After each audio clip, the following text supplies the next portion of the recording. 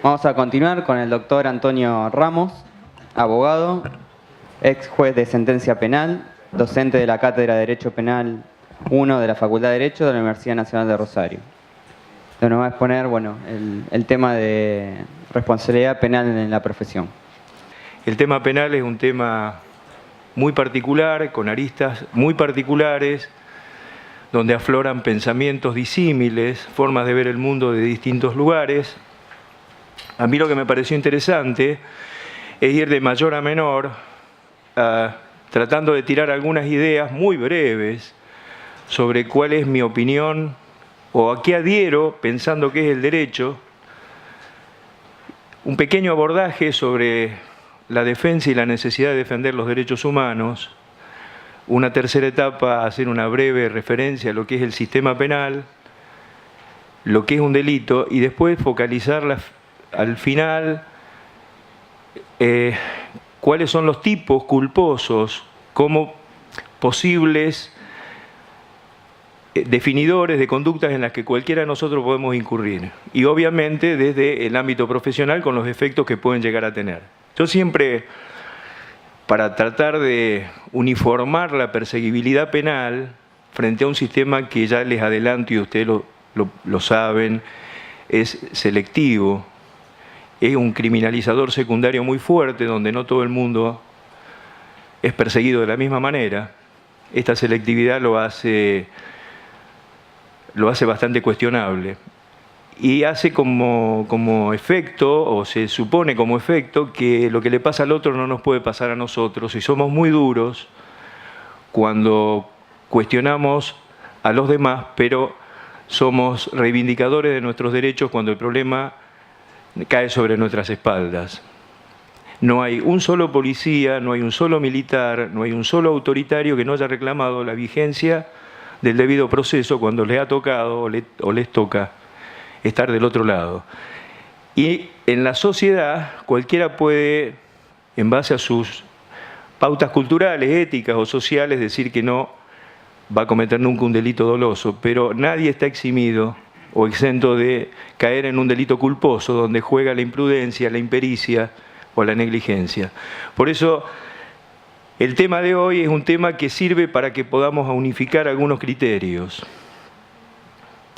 Yo quería leerles antes, para poder defender los derechos humanos, frente a esta denostada banalización de los medios de dominación respecto a entenderlos como los derechos de los delincuentes, en una tarea que pareciera obvia, que pareciera no tenemos que defender y pareciera no tenemos que reivindicar permanentemente, pero ante este imaginario que se instala, no casualmente, sobre esa idea de los derechos humanos, es menester como hombres de derecho y en el Estado de Derecho que vivimos, defenderlos permanentemente, porque de eso se trata. No se trata solamente de tenerlos instalados, de saber qué son, sino de tener que defenderlos recurrentemente frente a los abusos del Estado, a los abusos de la autoridad y en alguna medida a la injusticia.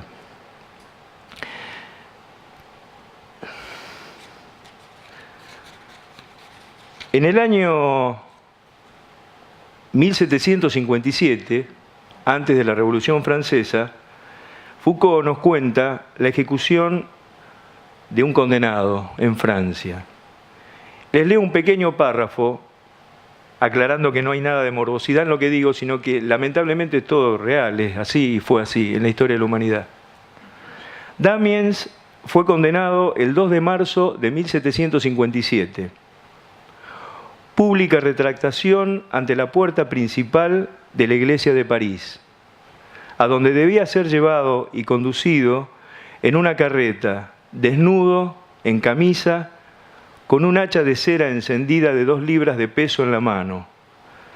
Después, en dicha carreta a la plaza de Grève y sobre un cadalso que allí habría sido levantado, deberán serle atenazadas las tetillas, brazos, muslos y pantorrillas, y su mano derecha ha sido en esta el cuchillo con el que cometió dicho parricidio, quemada con fuego de azufre, y sobre las partes atenaceadas se le verterá plomo derretido, aceite hirviendo, pez resina ardiente, cera y azufre, fundidos conjuntamente, y a continuación su cuerpo, estirado y desmembrado por 4 caballos, y sus miembros y tronco consumidos en el fuego, reducidos a cenizas, y sus cenizas arrojadas al viento. Por supuesto que sigue relatando Foucault este tormento. Y me pareció también interesante tener un pequeño párrafo de una obra que se llama El hombre en busca de sentido, escrita por Viktor Frankl. Viktor Frankl fue prisionero del Holocausto, neurólogo y psiquiatra de la Universidad de Viena, nació y murió en Viena, y estuvo preso y estuvo aterradamente encerrado, y en el encierro estudió las reacciones, como pudo, las reacciones de quienes estaban como él en esa condición. Y me parece interesante recordar algunos párrafos también. La oscuridad del alba nos hacía caminar a tientas, y así tropezábamos con las piedras y pisábamos los charcos de aquellas únicas carreteras de acceso al campo. Los guardianes nos conducían a culatazos de sus rifles sin dejar en ningún momento de chillarnos. Los que andaban con los pies llagados se apoyaban en el brazo de su vecino. Apenas se oía una palabra entre nosotros, porque el viento helado no propiciaba la conversación. Con la boca protegida por el cuello de la chaqueta, el hombre que marchaba a mi lado me susurró: si nuestras mujeres nos vieran ahora, espero que ellas estén mejor en sus campos y desconozcan nuestra situación. Sus palabras avivaron el recuerdo de mi esposa. Además de la función como mecanismo de defensa, la apatía de los prisioneros era también el efecto de otros factores. El hambre y la escasez del sueño la agudizaban, como sucede en la vida normal, y también la irritabilidad general, otra de las características de la psicología de los prisioneros del campo de concentración. La falta de sueño se debía en buena parte a la plaga de pulgas que infestaba los superpoblados barracones sin ninguna medida de higiene ni de atención sanitaria. Súmese además la ausencia total de esos productos que en la vida ordinaria aplacan o mitigan la sensación de apatía e irritabilidad, la cafeína y la nicotina. Y por supuesto el libro abunda en ejemplos como este. Si la historia, como ha dicho Bobbio, de la humanidad es la lucha entre el poder y la libertad, y hoy todavía tenemos que reivindicar este espacio de libertad, yo les vengo a hablar del derecho penal y les vengo a hablar de los derechos humanos desde la libertad y no desde la represión ni de la sanción. Si todo lo que nosotros hoy contamos como garantías constitucionales ha sido recibido de estos horrores, hoy más que nunca tenemos que tenerlo presente. Obvié, pero no lo puedo olvidar, lo que nos pasa y lo que nos pasó a los argentinos durante los procesos militares y el último infame proceso que sufrimos. Por lo tanto, esta obviedad se hace a veces una necesidad. Me quedé pensando, y uno a medida que escucha, aprende, crece, y me quedé pensando cuando hablaban de la ética mis colegas, cómo en una sociedad donde se apunta casi exclusivamente al individualismo podemos y debemos instalar los conceptos éticos. ¿Cómo hacemos para desdibujar en una charla o a través de la educación escasa que ese joven que le planteaba yo lo que quiero es enriquecerme, quede desprovisto de la viveza, de la picardía, frente a una sociedad que lo ha contagiado de ese espíritu de salida individual? El tema ético es un tema político, el tema ético es un tema económico, el tema ético es un tema de profunda raigambre social. La ética está en todos lados, está en los profesionales, pero está en la vida cotidiana, cuando vemos el hambre, cuando vemos el dolor, cuando vemos los chicos pidiendo. En ese sentido, creo que es muy difícil internalizar los valores éticos en una sociedad rabiosamente capitalista. Y no quiero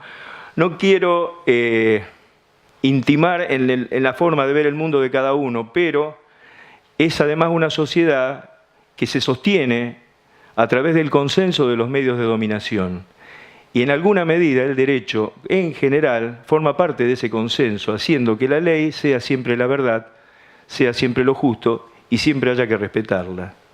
Frente al derecho, como formador de consenso social, el poder lo necesita, el poder necesita del consenso y el consenso contribuye al poder. En este ida y vuelta tan particular, los derechos humanos aparecen como un freno, un límite a los excesos, a las injusticias y a las arbitrariedades de los estados dominantes, en cualquier lugar del mundo, en cualquier momento de la historia de la humanidad. Si hoy disfrutamos de la posibilidad de decirlo y hacerlo, es porque hubo muerte, sudor y lágrimas. El 1 de mayo nos demuestra lo que pasó con los muertos de las huelgas. Y así sucesivamente, cada cosa que nosotros conquistamos o que hemos conquistado, tenemos que recuperarlas permanentemente. Por eso mi visión del mundo penal es una visión de un derecho recortador de los poderes autoritarios, de tener herramientas para poder poner freno a las arbitrariedades. En ese sentido, sin perjuicio de la vocación de que pague el que no cumplió una deuda ética, y si hay salidas que le llevarían a ese sujeto por la doble perseguibilidad de juez y parte a evitarlo, modifiquemos los estatutos, que nadie sea juez y parte, que haya una parte que acuse y un juez que resuelva. Pero me parece que es peor sostenerlo desde el lugar de la pérdida de objetividad. Nadie borra con el codo lo que escribe con la mano. Nadie se achaca errores en su propia investigación. Es muy difícil luchar contra quien es juez y parte. Por lo tanto, más allá de esa voluntad que nace del corazón ético de quienes, como mi compañero, plantean esta cuestión, yo creo que hay que reformar primero las leyes. Pero antes de reformarlas, hay que pensarlas en qué sentido las reformamos. Eso me parece como primera medida para que revisemos nuestros códigos y estatutos. ¿Por qué? Porque si hay garantías constitucionales que defienden los derechos humanos, esas garantías deben estar en todos lados. La Constitución y los pactos internacionales deben estar en todos lados, no solamente en el derecho y menos o más aún en el derecho penal. Y los estatutos deben responder a la Constitución y a los pactos internacionales. No se puede sancionar disciplinariamente a alguien que no sea oído. No se puede sancionar a alguien porque el juez tenga la íntima convicción de que cometió una falta. Es necesario que impere la sana crítica racional. Es necesario que haya pruebas que demuestren que este sujeto, que hasta el momento de ser sancionado es inocente, y nos guste o no nos guste, el principio es el de inocencia y no el de culpabilidad. Por lo tanto, si estamos creciendo democráticamente en un Estado de Derecho, lo que debemos hacer es profundizar las reglas del juego con la Constitución y los pactos internacionales. No podemos evadir lo que la Constitución y los pactos establecen. Y si tenemos herramientas para poder defender a una persona que esté afectada en un proceso injusto, aunque hubiere cometido la falta, debe ser liberada de ese proceso injusto, nos guste o no nos guste. Porque la Constitución es lo primero que debemos en alguna medida respetar para tener un Estado de Derecho limpio de impurezas. Porque dentro de toda condena puede haber una condena mala vida, puede haber una sanción injusta. Esto es lo que quería más o menos adelantar respecto a la cuestión del derecho. Les voy a leer pequeños párrafos sobre concepto de derecho que me pareció interesante traerlos para cerrar esta primera parte. Nos dice Foucault, el derecho es una regulación altamente sofisticada y especializada de la vida social conforme ciertos principios de justicia. A la vez, un control social de toda sociedad organizada y políticamente desarrollada. El derecho es producido, modificado y transformado por intereses de ciertas personas, clases, grupos o sociedades completas.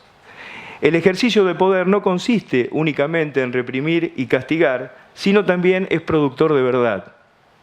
El poder crea conciencia de consenso y a su vez el consenso sostiene al poder. El derecho, como fenómeno sociopolítico, se puede explicar en torno al poder. Por lo tanto, el derecho se entrelaza con la lucha, el enfrentamiento, la oposición y la resistencia. El derecho se inventa en la pugna. En este sentido, los derechos humanos no son sino una reacción al monopolio del uso de mecanismos legales por parte del Estado que se siente como injusto. Son mecanismos por los cuales se le quita parte del monopolio del uso del poder al Estado. Por historicidad, por politicidad, por lo que costó alcanzar la vigencia de los derechos humanos, porque están en la Constitución y porque los pactos internacionales son ley suprema de la nación, nunca debemos sostener todo lo que denoste los derechos humanos, porque los derechos humanos nos pertenecen a todos en cada uno y cada cual de nuestros actos. Yo tengo el derecho humano de dar esta disertación y ustedes tienen el derecho humano a escucharme o no escucharme. Yo tengo el derecho humano de trabajar o tengo el derecho humano de ser empleador. Tengo derecho a tener una empresa o tengo derecho a ser trabajador.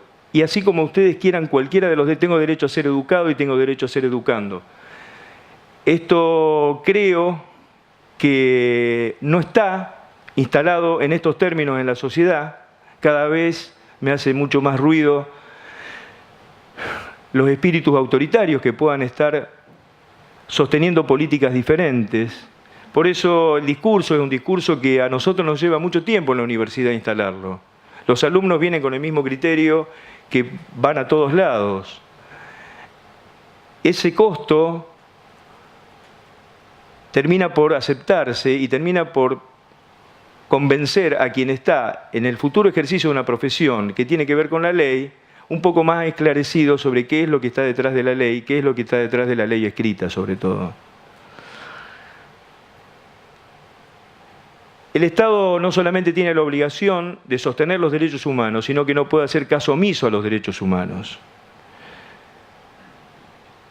Hemos sufrido el escarnio de las políticas de los dos demonios, cuando en realidad el demonio es el Estado monopolizando el poder, lo otro será lo que fuere. Pero el Estado nunca puede generar violencia en los términos que generó la violencia durante los años de la dictadura. En ese marco de lo que es el derecho, elemento puro de control social, válido para que podamos vivir en sociedad, pero peligroso por los excesos, se encuentra el derecho penal. El derecho penal en esos términos debe aparecer en última instancia para resolver los conflictos, porque en realidad no sé si los resuelve. Todas las teorías de la pena están absolutamente controvertidas. Todas las teorías de la pena han sido demostradas fácticamente como equivocadas en alguna medida. El derecho penal es un derecho de última instancia al que debemos recurrir cuando se agotaron los otros elementos que pueden llegar a resolver los conflictos. Pero es más, cuando llegamos tarde, porque el conflicto se desató y porque viene de la mano la pena. Por lo tanto, la tarea que nos queda a nosotros en un Estado de Derecho es la de resolver los graves conflictos sociales, equilibrar las aguas, incorporar, incluir, prevenir y educar.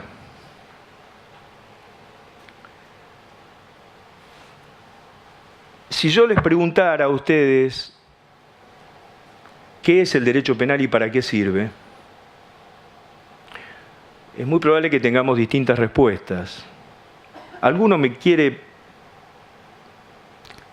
colaborar y decirme qué piensa que es el derecho penal y para qué sirve el derecho penal? Si les parece coloquial esto. ¿Para qué sirve el derecho penal y para qué tenemos la ley penal en una sociedad? Para la prevención, ¿no? Tener un estatuto ahí Para prevenir conductas delictivas. ¿A través de qué prevenimos las conductas delictivas? Del apercibimiento de una pena. Es el único derecho que lleva de la mano de la norma una pena, la pena penal, no hay otro. Para castigar.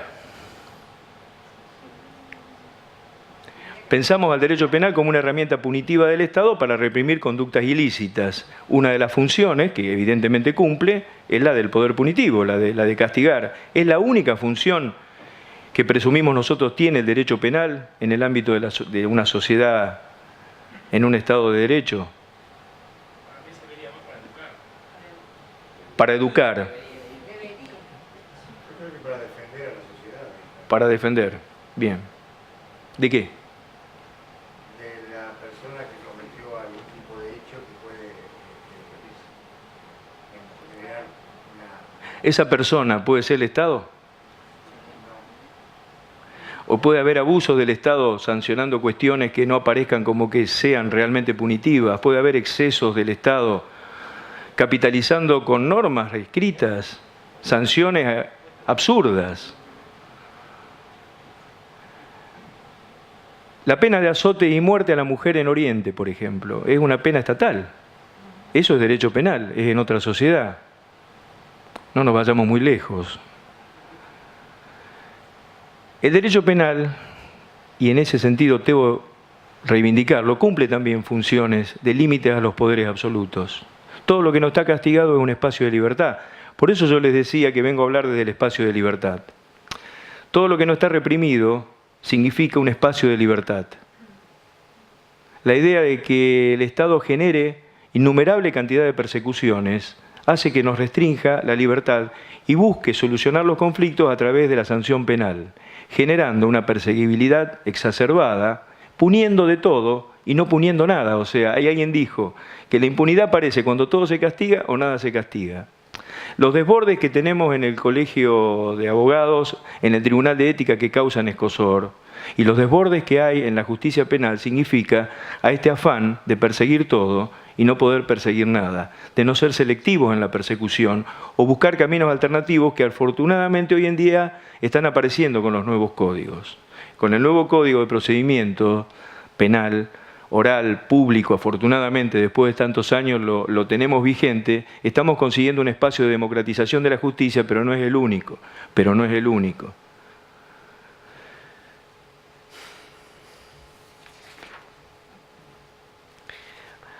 Con respecto a la idea de entender a las cosas desde más de un lugar o aceptar que no todo es la única verdad, me pareció también bueno traer una referencia de Ricardo Giraldes cuando dice: el que cree saber ha creado en sí una muerte. Saber es en el hombre un estado de relación con una ignorancia anterior. Todo saber adquirido como conocimiento transitorio se modifica por una duda y llega a ser una ignorancia de la cual se parte hacia un conocimiento futuro.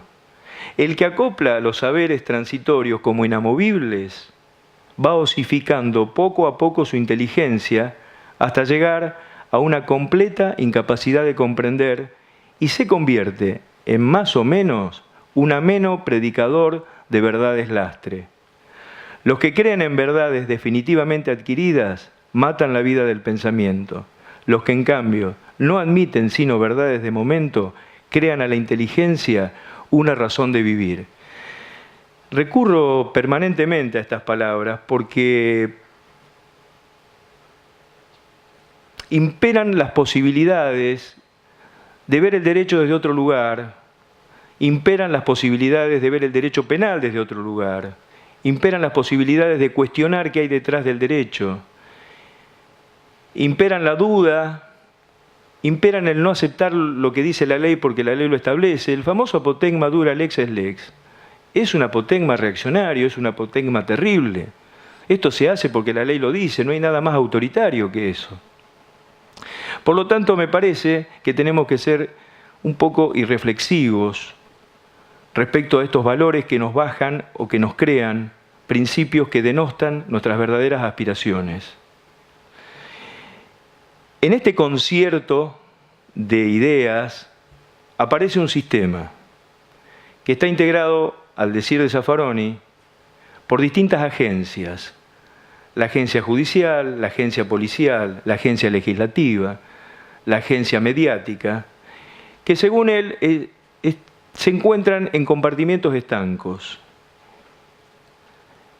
Considera Zaffaroni que estos compartimentos estancos no significan para nada una propuesta planificada, sino que son estancos porque se han generado en ese marco. No tiene nada que ver el sujeto cuando es aprendido con la policía, cuando llega al tribunal o cuando cumple la pena. El hombre sufre 3 estamentos institucionales totalmente distintos.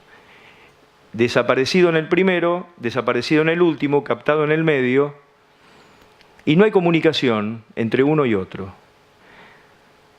Lo que nos tendríamos que preguntar desde la duda de Giraldes es si esto es casual o no lo es. Yo no quiero debatir con Zaffaroni ni sería capaz de hacerlo, por lo que implica y por lo que generó a los que enseñamos derecho penal.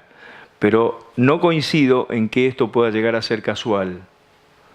No coincido que sea casual porque se pueden generar compartimientos compartidos en las distintas etapas de la vida de un sujeto que es detenido.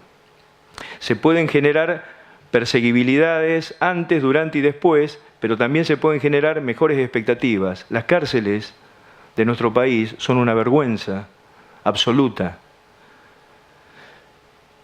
Y estos son derechos humanos, y no son los derechos humanos de los delincuentes, son los derechos humanos de los derechos humanos. El sistema penal se conforma en estos términos y es selectivo, crudamente selectivo. Todos sabemos que hay gente que es impune y que no llega a ser sometida a proceso. Todos sabemos que hay delitos de guante blanco. Todos sabemos que hay corruptelas y corrupciones. Y todos vemos solamente la cuestión penal en los pasillos del derecho penal. No quiero ofender a los compañeros, amigos y abogados que transitan los pasillos del derecho civil o del derecho laboral. Pero si uno se pone a analizar todas estas faltas éticas, en esos lugares operan permanentemente, amparados en algunos casos por la ley y en otros amparados por determinadas circunstancias, por chicanas, porque los juicios no llegan a final. De manera que este es el sistema que impera y el sistema que nosotros tenemos que recontraevaluar permanentemente. No podemos descuidarnos un segundo. Solamente comprobamos el dolor de la injusticia cuando sufrimos en carne propia o en la situación de algún amigo un problema de estas características. ¿Quién ha estado en algún momento comprometido con un accidente de tránsito y no ha tenido que ir a una seccional? ¿Y cómo ha sido tratado en un lugar de dependencia policial? ¿Quién puede ser sindicado por bronca, por despecho, por odio, como abusador en un ascensor? ¿Cómo hace ese sujeto hoy si no tiene un juicio justo, debido, que pueda acompañar las pruebas para demostrar ante el escarnio público que no tocó a nadie, si no lo tocó? Por lo tanto, me parece que pensar para los demás el derecho penal es una lectura fragmentada de un derecho que es especialísimo, que no es todo el derecho y que cumple un rol determinado. Mantener un cierto orden para mantener un cierto statu quo. No se trata de mantener un orden para mantener un mundo equivalente, se trata de mantener un orden para mantener un mundo desigual, un mundo inequivalente. Fíjense que durante años en la Facultad de Derecho se enseñaba el concepto de derecho penal como conjunto de normas retributivas, con una pena. Nunca nos decían que el derecho penal era un límite al poder punitivo del Estado. Nunca nos decían que el derecho penal era un freno a las posibilidades de cualquier Estado autoritario. Quien incorpora este discurso, y lo debemos reconocer, entre otros, es el propio Zaffaroni. Y en ese sentido nos hace sentir mucho más identificados cuando hablamos de derecho penal y cuando hablamos de la ley y de la pena. Pero yo pregunto, volviendo a Zaffaroni, ¿es casual que en la universidad, hasta no hace mucho tiempo, nos dijeran que el derecho penal es un conjunto de normas? No. Evidentemente, los que sostenían eso dejaban de lado todo lo que estaba detrás del derecho penal y no hablaban de los límites al poder punitivo. Los límites al poder punitivo son límites que cuestionan los status quo injustos o los status quo atentatorios contra los derechos humanos. Para llegar a una condena no hace falta que un diario lo diga, no hace falta que tomemos la prensa amarilla, no hace falta que veamos que una persona ha cometido un hecho o está sometida a un juicio que recién comienza. Es necesario atravesar distintos estamentos y lugares y momentos para poder llegar a una condena, y solamente con una condena firme será considerada culpable del hecho que se le atribuye. Y está bien que esto sea así, pero fíjense cuáles son los caminos que tenemos que seguir a aplicar una pena penal a una persona. No hay pena sin ley. No hay ley sin necesidad. No hay necesidad sin injuria, sin daño. No hay injuria sin acción. No hay acción sin culpa, no hay culpa sin juicio, no hay juicio sin acusación, no hay acusación sin prueba, no hay prueba sin defensa. No hay pena sin delito y no hay delito sin ley. Ha costado años de muerte y de inquisición. Que haya alguien que me diga que si yo hago esto me sancionan con una pena, no existió en algunos momentos en la historia de la humanidad. Se lo castigaba porque se lo podía castigar a ultranza o a experiencia del soberano de turno. Por lo tanto, la ley previa es una conquista en la historia de la humanidad. Me castigan porque hay una ley que prohíbe o que obliga a otro a hacer algo, no porque a alguien se le ocurre castigarme en determinado momento sin ningún respaldo. Por lo tanto, este principio es un principio que debemos defender a rajatabla. Fíjense que si bien la costumbre es fuente de derecho, en el derecho penal la única fuente es la ley, no hay otra fuente, y esto está bien. Y esto es necesario para saber a qué atenernos, para saber cuándo tenemos que comportarnos de una u otra manera. Dentro de este espectro de sistema penal aparece lo que se conoce como delito. Y hay una teoría que se ha elaborado para determinar cuándo además hay un delito, cuándo aparece un delito cometido. Para que aparezca un delito cometido tiene que estar tipificado en la ley, tiene que estar en este principio más específico de ley previa, tiene que estar nomenclado en la ley. Tiene que ser un comportamiento antijurídico, no puede estar justificado. Mato para defenderme, legítima defensa, hay un delito típico, pero no es antijurídico. Y tiene que ser culpable. El sujeto tiene que tener capacidad para reprochar, sentirse reprochado en una norma previa y anterior. Esto que es puramente técnico son filtros también que hay que pasar para llegar a una condena y para llegar a un delito. En este marco tan amplio y tan prolongado de estudio que nosotros manejamos en la facultad, y estoy tratando de acotar en muy pocos momentos, aparecen los delitos dolosos y los delitos culposos. Yo no le voy a explicar qué es un delito doloso porque todos lo sabemos. Sujeto que actúa con intención de producir un resultado. Y lo que sí quiero explicar un poquitito, algunas cuestiones que tienen que ver con los delitos culposos, a los que sí podemos estar incurriendo en algún momento por nuestra actividad, inclusive a partir del fenómeno de la impericia. Ni hablar de la negligencia o la imprudencia. Sabemos además que no podemos estar aterrados, porque para poder llegar a ser sancionados nos van a tener que demostrar todo esto, y afortunadamente nos van a tener que demostrar todo esto, porque no siempre que hemos sido involucrados en un problema de impericia, esto ha ocurrido, y tenemos derecho a defendernos. Por lo tanto, mi idea no es salir apercibidos por la pena, sino salir fortalecidos por la defensa de nuestra libertad. En ese sentido apunta lo que les comento. Pero no obstante, hay que saber que estos delitos culposos son muy particulares y que se ha ido de mayor a menor en la historia de la humanidad con respecto a lo culposo, porque hubo momentos donde se penaban delitos imprudentes. Todos los delitos podían ser imprudentes y todos se penaban. Luego, los delitos dolosos siempre tenían una contracara culposa.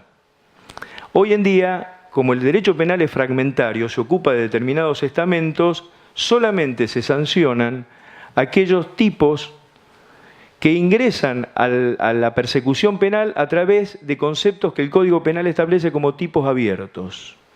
Tipos abiertos. No hay posibilidad fáctica de tipificar cada responsabilidad, cada incumplimiento de un deber de cuidado. Por lo tanto, la ley ha establecido y ha definido en el Código Penal cuáles son las conductas culposas. Las más categóricas, ustedes saben, son la del homicidio y las lesiones culposas. Pero puede haber otras que por impericia o negligencia nos ocupen por nuestra actividad y por nuestra profesión.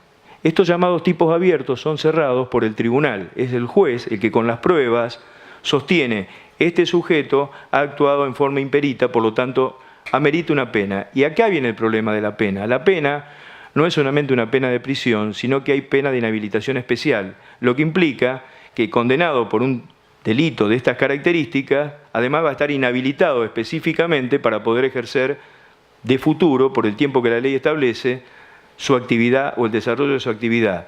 Y me pregunto, No es necesario que para que nos puedan dejar afuera del sistema nos demuestren que hemos cometido un delito de estas características, que hemos sido imprudentes, que se han dado las pautas del delito culposo, que no solamente tienen que ver con lo que dice el código, sino que tienen que ver con aspectos objetivos y aspectos subjetivos que tiene el tipo culposo. Todo tipo de esta característica penal se compone de elementos objetivos y elementos subjetivos. Lo objetivo de un tipo culposo es un resultado dañoso. No hay delito culposo si no hay un resultado dañoso. Yo puedo circular a 200 kilómetros por hora, puedo tener una infracción administrativa, pero si no atropello y mato a nadie, no puedo tener un delito culposo. El resultado muerte, el resultado lesión, es un elemento objetivo del tipo penal. Tiene que haber además una violación al deber de cuidado. Y tiene que haber un nexo de causalidad entre la violación del deber de cuidado y el resultado que se produce. Si yo estoy haciendo o cometo errores en un trabajo de mensura y con esto genero alguna lesión porque mis cálculos, alguna lesión a un tercero obviamente, porque mis cálculos no fueron correctos y yo lo pude haber hecho de otra manera, ahí tengo una responsabilidad culposa por imprudencia, por negligencia o por impericia, y seré sancionado pertinentemente. Pero si yo cometo un error de estas características y no una lesión, no hay un daño, no hay un problema de resultado y todo lo puedo corregir y todo es subsanable, no hay delito culposo alguno. Yo no conozco en profundidad, y esto debo reconocer, en qué incurrencia podemos caer dentro de cada actividad. De la de ustedes puede ser también al elaborar una pericia, al trabajar a través de una pericia, a que me ayude alguno, ¿en qué podés caer en una cuestión culposa por error o negligencia o impericia? ¿En un cálculo mal hecho? ¿En una mensura mal tomada? Invadir la propiedad del vecino. Ahí vamos a tener una responsabilidad más de la que va a hablar el doctor, una responsabilidad civil. Una tasación a precio vil. Por ejemplo, ahí nos iríamos ya a una cuestión un poquitito más dolosa que culposa, pero si hay, y está demostrado que fue por impericia, y bueno, tendremos un resultado culposo, no doloso. Estos son los elementos objetivos. Y si yo pregunto entonces, ¿cómo hacemos para castigar a una persona que ha violado el deber de cuidado cuando hay tantos deberes de cuidado que tener? Zaffaroni dice que todo delito, el delito doloso y el culposo, tienen una finalidad. Que lo que se castiga en el delito doloso es la finalidad que se manifiesta a través de la intención, pero lo que se castiga en el delito culposo es la forma en que se llega al resultado, que es la incorrecta, porque se violó en el medio el deber de cuidado. Por lo tanto, todos tenemos una finalidad, porque en todos hay voluntad final. Si yo estoy limpiando un arma y mi objetivo final es que el arma quede limpia, esa es mi finalidad. Violo el deber de cuidado si no tomé todos los recaudos que aquella finalidad y esa acción me exigen. Por lo tanto, habrá tantas violaciones de deberes de cuidado como deberes de cuidado tenemos que tener. Sería imposible nomenclar en un código todas las conductas violatorias del deber de cuidado. En alguna medida, la conducta final nos va a permitir a nosotros determinar en qué nos equivocamos. Y ahí viene la participación de otros especialistas, que seguramente son los que nos dirán desde también la profesionalidad del otro qué es lo que cometió como error el primero. Empieza un conflicto intreneus, digamos, de un perito que diga se equivocó por esto y esto y esto.